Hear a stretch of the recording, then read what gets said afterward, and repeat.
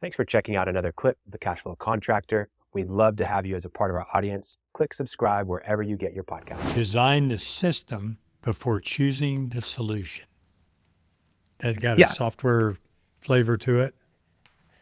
Kind of. So I think of solutions in really two ways. There's kind of a third with AI, but a solution is either a tool or it is a person, okay? So you got a problem, and some people jump straight to the solution. We're out of capacity, we need to hire somebody, right? We need to add someone to the team. Another approach they have is we need a new truck, or we need a new piece of equipment, right? A tool. And I throw software in as a tool. We can't manage our projects inside the spreadsheet anymore. We need a tool. We need a software. Okay. And people look to make those, they look to implement a solution really quickly because it's a quick fix and they're looking at a problem in isolation, right?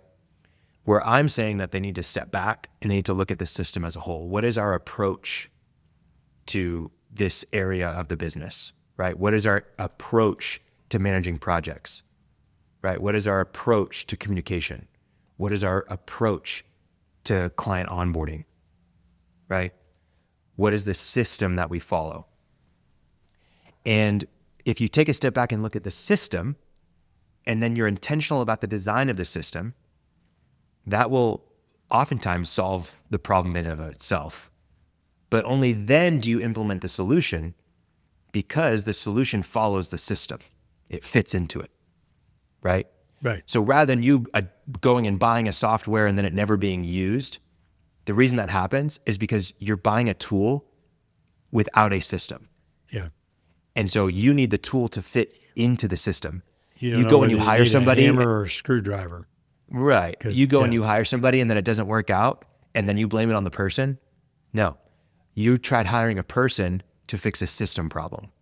You have to take the person and make sure they fit inside the system. Right. Right? So that's what that means.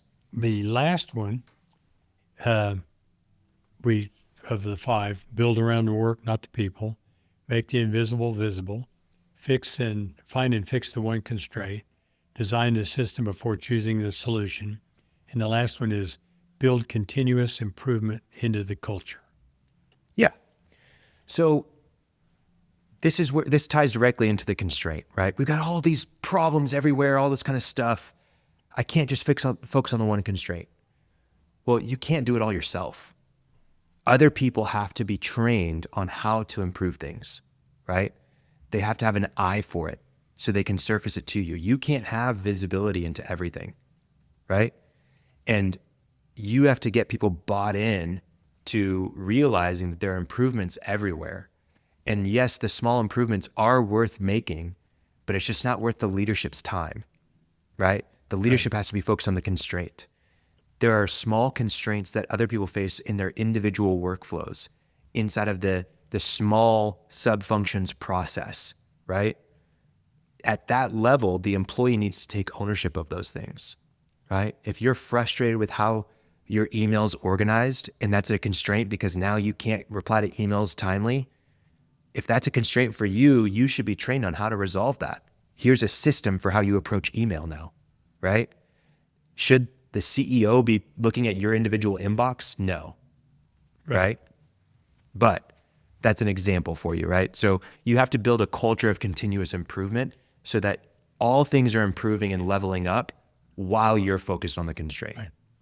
And then if you're focused on the constraint and it's project management, the project managers and the project coordinators and whoever else is working on the projects that is around that constraint is working on it with you, right? Not just you in isolation, because you need them because they're the ones that are running the system.